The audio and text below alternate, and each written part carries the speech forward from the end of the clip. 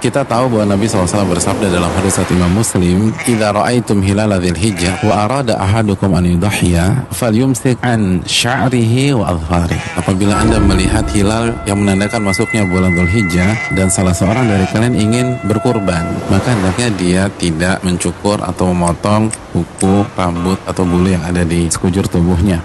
Sebagian ulama mengatakan boleh aja motong, dan itu pandangan Hanafiyah. Tapi dalam hadis ini jelas Nabi meminta kita untuk tidak memotong. Maka tanpa mengurangi rasa hormat kita kepada ulama-ulama kita mazhab Hanafiyah, hadis ini lebih kita kedepankan.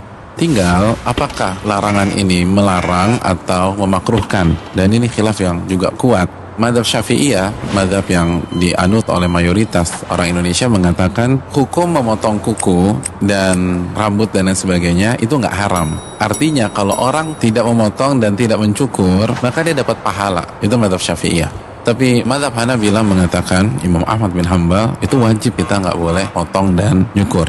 Kita sarankan aja, jadilah seorang safety player, keluar dari khilaf para ulama dengan tidak memotong dan tidak mencukur. Karena dengan tidak memotong dan tidak mencukur, dalam kacamata mazhab Hanabilah, dalam kacamata mazhab Syafi'iyah, kita dapat pahala.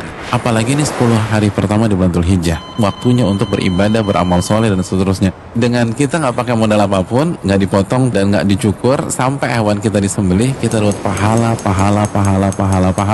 Kalau kuku patah tanpa disengaja nggak ada masalah. Bahkan kalau dipotong dengan sengaja aja, seluruh ulama sepakat bahwa kurbannya sah. Dan ditambah lagi, ini kan sunnah masih belum familiar nih. Sehingga kalau kita amalkan, maka kita menghidupkan salah satu sunnah Nabi yang belum familiar, masih langka di masyarakat, dan kita dapat pahala syiar dan mengerjakan amalan yang masih langka itu tadi.